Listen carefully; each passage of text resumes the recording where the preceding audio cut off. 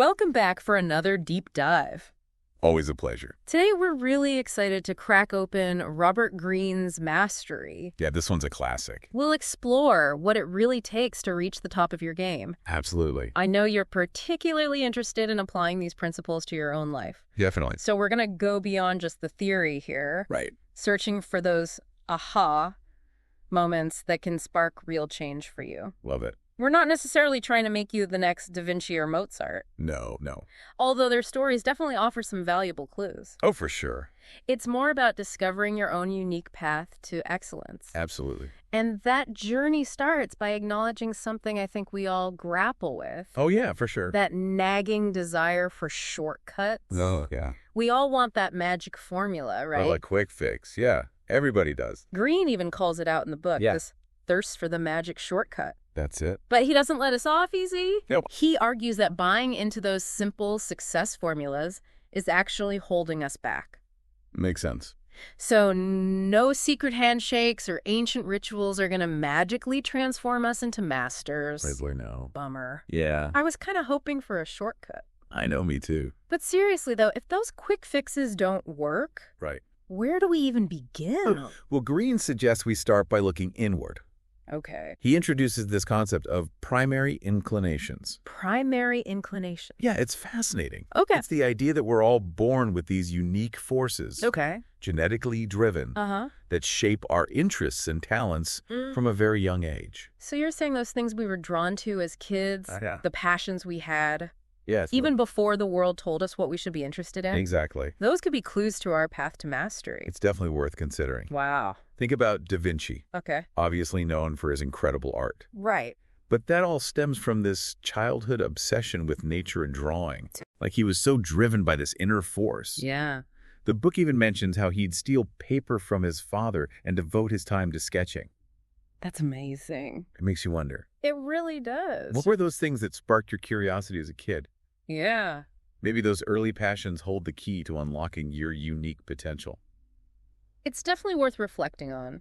I think so. But hold on a sec. Yeah. Does this mean we're all just playing out a predetermined script? That's a good question. If we're born with these inclinations, Yeah. does that mean talent is all in our genes? That's where Greene challenges the notion of predestined genius. Okay, how so? He contrasts two very different figures. Okay. Francis Galton, who was obsessed with inherited talent, Okay. and Charles Darwin, Interesting. Okay. who actually saw himself as quite average intellectual. Wait, Darwin, the father of evolution, thought he was ordinary. It's true. That's hard to believe. It might seem surprising. But Darwin's story really highlights a key insight from Greene. Okay, what is it? It's not about being born a prodigy. It's more about aligning your efforts with your natural inclinations. Okay. Even if you don't start out feeling like a superstar. I like that. Darwin's great passion for collecting biological specimens, Okay.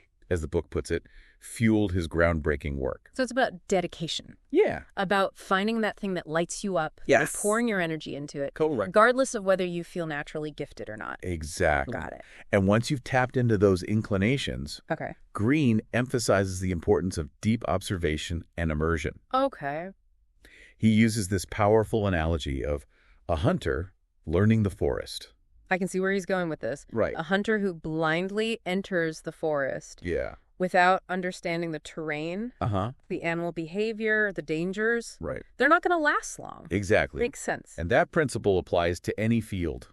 Before you can truly excel, you need to understand the nuances, Okay. the complexities of your chosen domain. Right. What are the forests and ecosystems you need to navigate? I like that. What are the subtle signals and hidden patterns that others might miss? It's about becoming a student of your craft. Yeah. Really understanding the ins and outs Right. before you even attempt to innovate or make your mark. Exactly. That level of understanding takes serious time and effort, right? It does. Is that where the famous 10,000-hour rule comes into play? The book definitely touches upon that idea. Okay. But it's not just about clocking in a certain number of hours. Okay. It's about the quality of that practice. Think about traditional apprenticeships. Okay. Those often lasted 7 to 10 years. So it's not about cramming. No. It's about consistent, dedicated effort. Yes. over a significant period. Exactly. That makes a lot of sense. Right. But honestly, 10,000 hours seems like a daunting number. It can be. How can we stay motivated for that long? Well, it's a marathon, not a sprint. Yeah. And Greene acknowledges that it takes more than just raw effort. Yes. It also requires a certain level of social intelligence. Navigating the often political landscape of our chosen fields. You got it. Makes sense. And Greene offers some insightful advice on this. Okay. He warns against being too openly rebellious or eccentric, especially early in your journey.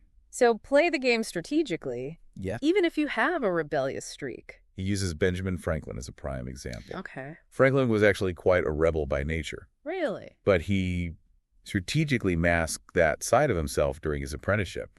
It's interesting the book mentions how Franklin honestly expressed his principles, Yeah. and his colleagues politely accepted his decision. Right. Even when those principles clashed with the norms, Yeah. he knew how to walk that fine line. Exactly. It's not about being fake. Okay. It's about social intelligence, knowing when to hold back and when to assert yourself. Got it. This actually ties in beautifully with the next phase. Greene explores what he calls the dimensional mind. I'm intrigued. What is this dimensional mind all about? Right. Well, as we gain mastery, Okay. our minds naturally want to move beyond just absorbing knowledge. Okay. We want to start applying it creatively, Uh-huh. making connections and pushing boundaries. It's like we're leveling up. Yeah. Moving from apprentice to innovator. And the book encourages this shift, Okay. suggesting that we become increasingly daring Right. as we emerge from our apprenticeship. So it's about expanding our creative vision. Seeing the bigger picture. Exactly. Connecting the dots in unexpected ways. Think about Mozart. Okay. He had a comfortable court position, Uh-huh. but he felt stifled. Right. He yearned to express his own original music, Okay. to go beyond simply playing the music of others. Right. The book even says his greatest desire was to transpose those feelings into his work. He was ready to break free from the mold. To create something truly unique and expressive. And that brings us to what Greene calls the creative active phase, Okay, creative active phase. where mastery really flourishes. Mm-hmm. But he also warns us about a potential pitfall in this stage, Oh, what's that? the fear of failure and a tendency towards conservatism. So we've mastered the basics. All right. We're ready to create, Uh-huh. but then we get cold feet. It happens. Why do we hold ourselves back? The book states that what will prevent this natural creative dynamic from flourishing is not the lack of talent, but your attitude. It's that voice of doubt. Yeah. That fear of judgment that Mhm. keeps us from fully expressing our potential. Right. So how do we overcome that fear Good question. and embrace a bolder mindset? Greene gives us the example of Martha Graham, Okay. the pioneer of modern dance. She wasn't afraid to shake things up, No, she wasn't. to go against the grain. And she was constantly innovating, Yeah. constantly evolving. I like that. The book even says she would constantly strive to thwart the public's expectations, never treading familiar ground and constantly changing the subject matter of the dances. That's such a powerful example of embracing that experimental spirit. It is. And speaking of unexpected paths to mastery, Yeah. Greene also highlights the importance of embracing serendipity. Oh, absolutely. The role of chance and unexpected discoveries. Think about Edison's accidental discovery of the phonograph. Right. He was actually trying to eliminate a noise from the telegraph. I love that story. As the book says, he wanted to eliminate that sound, but over the course of the following months, as he put aside work on the telegraph, that chirp continued to obsess him. It's fascinating. It wasn't until he shifted his perspective that he realized the potential in that annoying chirp. Exactly. And there's so many other examples. Oh, yeah, tons. X-rays, penicillin, the printing press. It's true. All accidental discoveries that transformed the world. It's a reminder to be open to those unexpected insights, Right. to those moments where something goes wrong, but ends up leading to a breakthrough. It's almost like we need to cultivate a sense of playfulness. Yeah, A willingness to see the potential in the unexpected. I like that. And speaking of unexpected paths to mastery, Okay. Greene also talks about the importance of what he calls mechanical intelligence, right? He does. He's emphasizing the value of hands-on experience, Yeah. of working directly with the materials of your field, Right. even in a world that's increasingly dominated by technology. It's about not losing touch with that tactile, visceral connection to our work. Think back to the Wright brothers. Perfect example. They were bicycle mechanics, not academics. Right. Yet they beat out more credentialed competitors in the race to build the first airplane. It's incredible. Because they had that practical, hands-on knowledge that the others lacked. Exactly. In Wilbur's opinion, the book states, what all those gentlemen did not have was a basic common sense when it came to machines of any kind. It was their ability to tinker, to experiment, to get their hands dirty that gave them the edge. And we see this in other fields too, right? Yeah, like with architect Santiago Calatrava. Absolutely. Calatrava designs buildings like living organisms, Wow.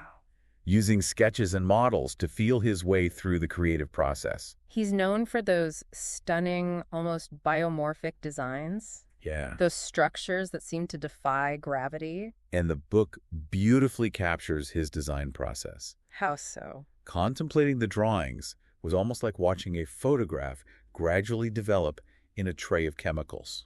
That's a fantastic analogy. It is. It's like he's not just drawing a building, Right. He's sculpting it, Uh-huh. bringing it to life through this tactile, iterative process. Exactly. And that's something we can all learn from, It is. regardless of our field. But this tactile, iterative approach, Yeah. this level of mastery, Mhm. it takes time, dedication, and Yeah. something we often struggle with, What's that? patience. Oh, patience, of course. Especially in today's world of instant gratification, Right. patience can feel like a lost art. That's true. And that's why Greene brings back Leonardo da Vinci. He does. To remind us of the importance of ostinato rigor, Senator Rigor. persistent rigor. Right. He applied this motto to all his projects, He did. reminding himself so that he would attack each one with the same vigor and tenacity.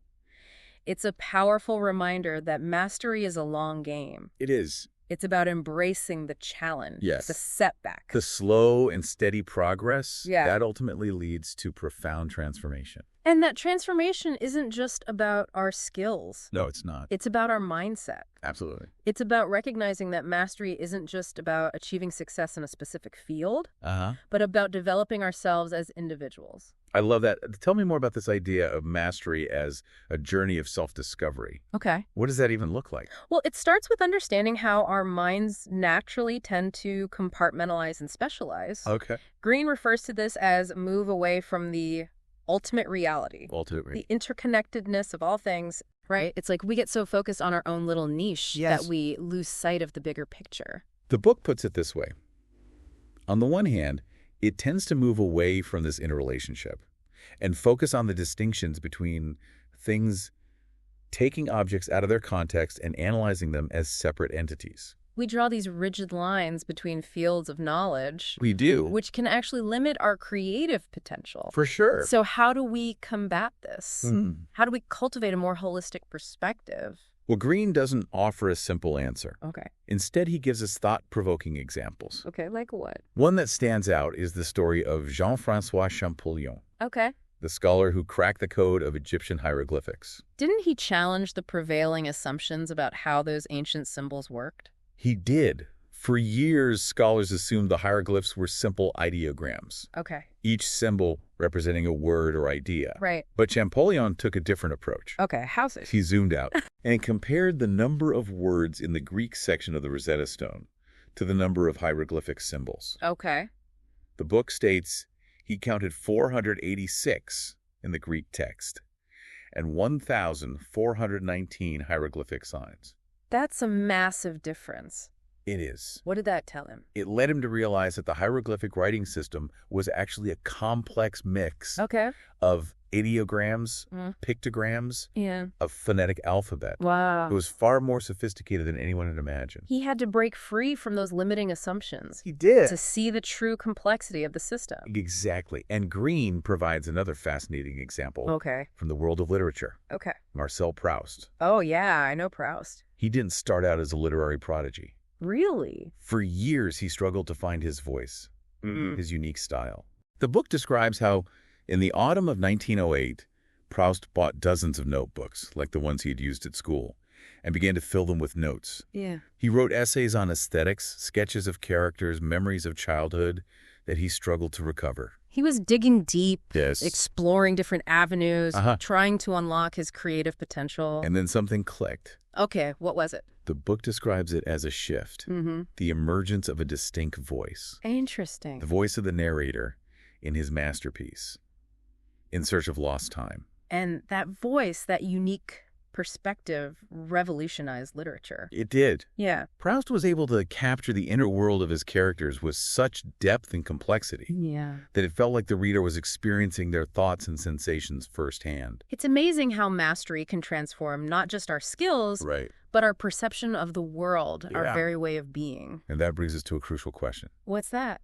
What stands out to you as the most actionable insight from Greene's exploration of mastery so far? Oh, that's tough. It is. There's a lot to unpack. I think it's a reminder that mastery isn't just about skill acquisition. Okay. It's about cultivating a particular mindset. What kind of mindset? It's about curiosity, deep observation, persistent rigor, and openness to new experiences and perspectives. It's about recognizing that the path to mastery is as much about self-discovery as it is about achieving excellence in a particular field. And that journey might take us in unexpected directions. Oh, it will, definitely. Which is why it's so important to be open to serendipity. Yes. To those random occurrences that can spark new insights and creative breakthroughs. It's about embracing the unknown and trusting that the process itself will lead us to where we need to be. That's a great reminder. It is. Thanks. You're welcome. Yeah. It's all about bringing those ideas to life, getting them out of our heads and into the world. Totally. But of course, that process takes time. It does. And speaking of time, Greene doesn't shy away from addressing something we often struggle with.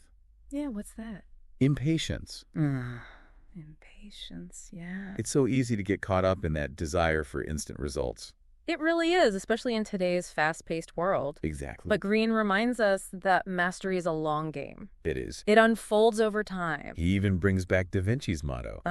Ostinato rigor. Ostinato rigor. Persistent rigor. Oh, okay. That steady, dedicated effort. Right. That willingness to stick with it even when progress seems slow. Yeah. That's essential. So it's about finding joy in the process itself. Yeah. In those small wins along the way. Exactly. Rather than getting fixated on the end goal. And that brings us to another crucial aspect of mastery that Greene explores. Okay, what's that? Social intelligence. Ah, yeah. The art of navigating those sometimes tricky human relationships. Right. It's easy to think that mastery is all about individual skill. It is. But we can't do it alone. We can't. Exactly. We need to be able to collaborate, communicate effectively, and build strong relationships. Absolutely. Greene reminds us that people are generally more interested in what benefits them. Makes sense. Not necessarily in helping us achieve our goals. So it's about understanding other people's motivations. It is. Seeing things from their perspective. He even suggests examining negative events from our past. Okay. Times when we've clashed with others. Right. Or made mistakes in our social interactions. Interesting. Okay. By analyzing those experiences, we can gain valuable insights into our own behavior and become more socially adept. It's like holding up a mirror to ourselves and asking, okay, what role did I play in that situation? Yeah. What could I have done differently? He highlights Temple Grandin. Okay. Temple Grandin. The renowned animal scientist and autism advocate. Right. As a great example of this. Okay. Despite facing significant social challenges, Grandin was determined to become a more effective communicator. Interesting. She sought feedback from others. Okay. Analyzing their evaluations of her lectures and presentations. Right. And used that feedback to refine her communication style. Wow. And connect with her audiences on a deeper level. That's incredibly inspiring. It is. It shows that even those of us who find social interaction challenging can still develop our social intelligence with effort and a willingness to learn. Exactly. And Greene emphasizes that this social intelligence isn't just about getting ahead in our careers. Right. It's about becoming more well-rounded, empathetic, and understanding individuals. I like that. It's about recognizing that our success is often intertwined with the success of those around us. Absolutely. So mastery isn't just about individual achievement. No. It's about building strong, supportive relationships. Yeah. And fostering a sense of community. Exactly. And speaking of building and creating, Okay. Greene circles back to this concept of mechanical intelligence. Botanical intelligence. Highlighting its importance even in our increasingly digital world. He's emphasizing the value of hands-on experience, of working directly with the materials of our craft, right? It's about not losing touch with that tactile, visceral connection to our work. Think back to the Wright brothers. Right. They learned through direct experience. Yeah. Through trial and error. Uh-huh. Through countless hours spent tinkering, experimenting, Yeah. building and rebuilding their flying machines. It's true. And that practical, hands-on approach gave them a significant advantage over their more academically minded competitors. Greene argues that this type of mechanical intelligence is essential for true mastery in any field. Okay. It's about understanding how things work, Right. not just in theory, but in practice. Makes sense. It's about developing that intuitive feel for the tools and materials of our trade. So it's about getting our hands dirty, Yeah. experimenting, and not being afraid to make mistakes along the way. He brings up Santiago Calatrava again, Oh, Calatrava. highlighting how his creative process is deeply rooted in mechanical intelligence. Calatrava designs buildings like living organisms, I love his work. using sketches and models to feel his way through the design. It's fascinating how he blends art and engineering, He does. creating these structures that are both functional and breathtakingly beautiful. The book describes how contemplating the drawings was almost like watching a photograph gradually develop in a tray of chemicals. It's like he's able to see the finished structure in his mind's eye Yeah. before it even exists in the physical world. And this tactile, iterative approach is something we can all incorporate into our own creative process. How so? It's about bringing our ideas to life, Mm-hmm. testing them, Refining them. and allowing them to evolve through that interaction with the real world. It reminds me of that concept of the current, Yeah. that flow between concept and creation that you mentioned earlier. They're definitely interconnected. They are. But embracing this hands-on approach also requires us to overcome another hurdle: What's that? impatience. Ah, yes, patience. It's something we all struggle with, We do. especially when pursuing something as challenging as mastery. Greene reminds us that mastery is a long game. It is. It's about finding joy in the process itself, Yeah. in the challenge of constantly pushing our limits. Absolutely. It's about embracing those small wins along the way Right. and not getting discouraged by setbacks. And it's about recognizing that mastery isn't just about achieving external success, Okay. but about internal transformation as well. Exactly. Greene argues that true mastery involves a profound shift in perspective, Okay. a deepening of our understanding of ourselves and the world. Interesting. It's about becoming more than just skilled technicians or proficient practitioners. Right. It's about developing our minds and characters. Yes. Expanding our awareness Uh-huh. and embracing a more holistic and interconnected view of reality. It's about recognizing that the journey to mastery is ultimately a journey of self-discovery Yeah. and personal growth. And speaking of embracing a more holistic view, Greene explores this fascinating concept of recognizing and riding the current. The current. Now, we've touched upon this current idea before, We have. but I'm still a little fuzzy on what it actually means. Okay. Can you elaborate a bit more? Sure. It's about recognizing that there are larger forces at play, Okay. trends, patterns, and movements that shape the world around us. Right. And rather than resisting these forces, Okay. mastery involves learning to recognize and ride them. So it's about being aware of the bigger picture, the Yeah. context in which we're operating, Exactly. and adapting our approach accordingly. Think about a surfer riding a wave. Okay. They're not trying to control the ocean. Right. They're learning to harness its power Mm-hmm. to move with its flow. That's a great analogy. It is. So how do we identify these currents in our own lives? Well, it starts with paying attention, Okay. with observing the world around us, Uh-huh. with being attuned to those subtle shifts and emerging trends. Greene gives the example of John Coltrane, Okay. John Coltrane. the legendary jazz saxophonist. It wasn't afraid to break the mold, wasn't. to create something entirely new. And the book describes how Coltrane was deeply influenced by the social and political currents of his time, Okay. particularly the civil rights movement. Right. His music became a reflection of those struggles, Yeah. a powerful expression of the yearning for freedom and equality. So he was tapping into something bigger than himself. He was? Something that resonated with the collective consciousness of the time. Exactly. And that's what riding the current is all about. Okay. Recognizing those larger forces at play Right. and allowing them to inform and inspire our creative expression. It's about being in tune with the times. Yeah. Understanding the context in which we're operating and allowing that awareness to shape our work. That's incredibly insightful. It is. It's like we're not just creating in a vacuum. Right. We're part of something bigger, something that's constantly evolving and shaping the world around us. And by tapping into those currents, we can create work that's not only personally fulfilling, Yes, but also culturally relevant and impactful. it's true. But of course, riding the current also requires a certain level of courage. Courage. Why is courage so important in this context? Because riding the current often means challenging conventions, Okay. going against the grain, Uh-huh. and embracing new and sometimes unconventional ideas. Right. And that can be scary. It can, especially if we're used to playing it safe. Greene gives the example of Coco Chanel, Oh, Coco Chanel. a revolutionary fashion designer who defied the restrictive norms of her time Right. and created a style that was both elegant and liberating for women. She was a true trailblazer, wasn't she? She was. She challenged the corseted silhouettes that were popular at the time, She did. opting for looser, more flowing designs Right. that allowed women to move freely and express themselves more authentically. It's amazing how fashion can reflect and influence social change. It is. And Chanel wasn't afraid to take risks, Yeah. to push boundaries. And to create something that challenged the status quo. Exactly. And that's what riding the current often requires. A willingness to embrace the unknown, Okay. to step outside of our comfort zones, Uh-huh. and to trust that the journey itself will lead us to something truly remarkable. So it's about having the courage to follow our own path, It is. even if it diverges from the well-trodden path. Exactly. And speaking of following our own path, Okay. Greene also emphasizes the importance of what he calls internalizing the master.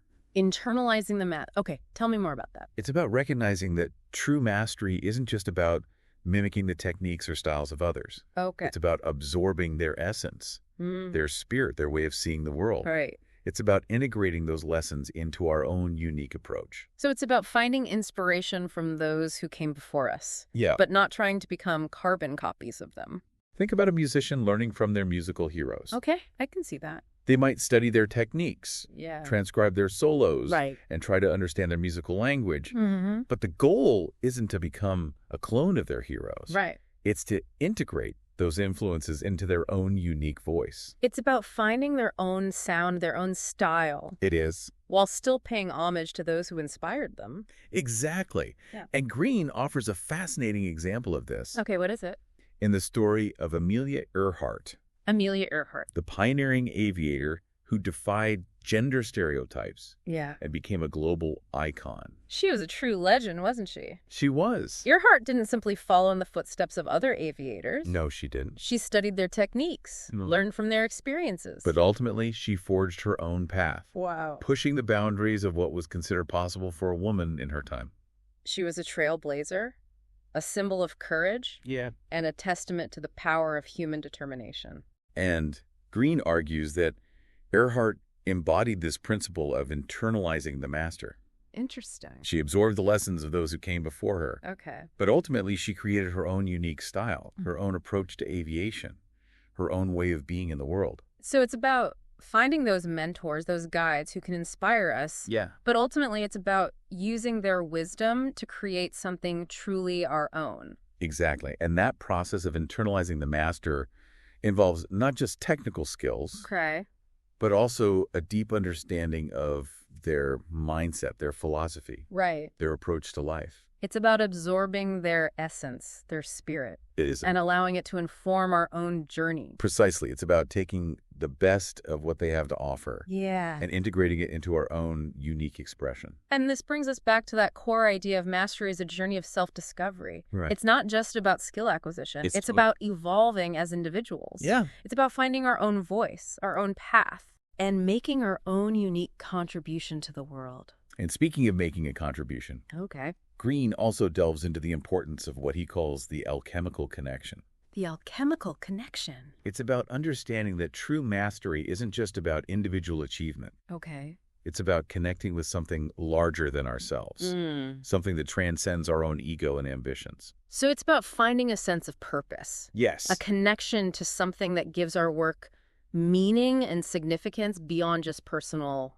gain. Think about an artist who's deeply passionate about a particular social cause. Okay. Their art becomes a vehicle for expressing their values, Right. for raising awareness. For inspiring change. It's like their work becomes a bridge between their inner world and the outer world, Right. connecting them to something larger than themselves. Exactly. And Greene offers a fascinating example of this. He does in the story of Marie Curie. Marie Curie. The pioneering scientist who made groundbreaking discoveries in the field of radioactivity. Curie was an incredible figure, wasn't she? She was. She faced so many challenges, both as a woman in science and as an immigrant. And yet she persevered. Yeah.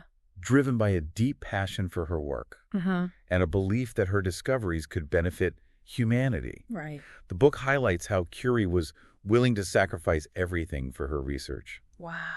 Working tirelessly in difficult conditions, Right. often exposing herself to dangerous levels of radiation. Her dedication was extraordinary. It was. She wasn't just pursuing scientific knowledge for its own sake. No. She was driven by a desire to make a real difference in the world. And Greene argues that Curie embodied this alchemical connection. Interesting. Her work wasn't simply a career. Right. It was a calling. Okay. A way of connecting with something larger than herself. Yeah. Something that transcended her own personal ambitions. So it's about finding that spark, that passion that ignites our souls. It is. And drives us to create something meaningful, something that contributes to the greater good. Exactly. It's about recognizing that true mastery isn't just about achieving personal success. Right. It's about using our talents and abilities to make a positive impact on the world around us. And that brings us back to that core idea of mastery as a journey of self-discovery and personal growth. Yeah. It's not just about what we achieve externally. Right. It's about who we become along the way. It's about recognizing that true mastery isn't just a destination. It's a way of being in the world. It's about cultivating a mindset of curiosity, dedication, and a willingness to embrace the unknown, the unexpected, and the challenges that inevitably arise along the way.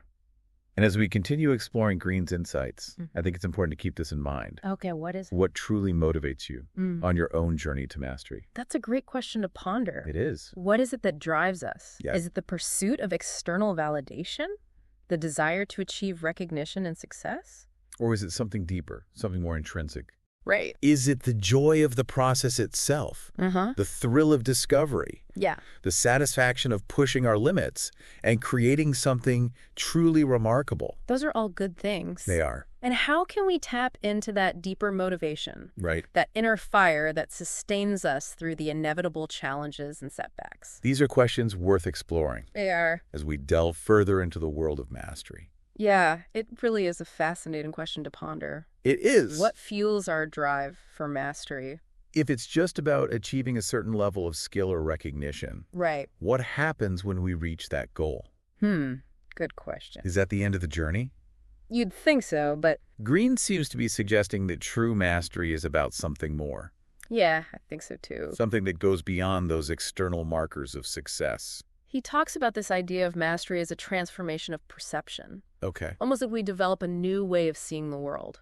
It's like we're upgrading our mental operating system. Yeah, exactly. We can suddenly process information differently. Right. See patterns that were invisible before. Exactly. And he offers some incredible examples of this. Okay, what are some? Remember the story of Daniel Everett, Daniel Everett, remind me. the linguist who challenged those long-held beliefs about universal grammar? Oh, yeah, okay. He was the one who spent years living with the Pirahã people of the Amazon. Right. What was so groundbreaking about his research? Yeah, what was it? He discovered that the Pirahã language lacked certain features Okay. that were considered fundamental to all human languages. Okay, like what? For example, they didn't have recursion, Recursion, okay. the ability to embed clauses within clauses. Wow. So their language was structured in a completely different way. Exactly, and this challenged the prevailing theory Okay. that all languages shared a common underlying structure.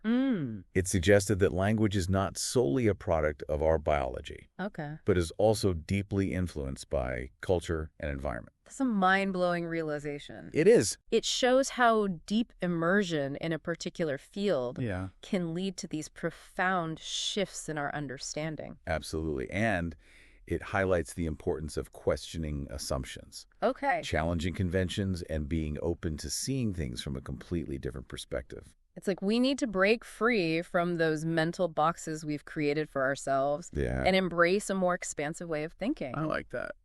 And speaking of expanding our minds, Greene also touches upon this concept of cultivating what he calls dimensional mind, right?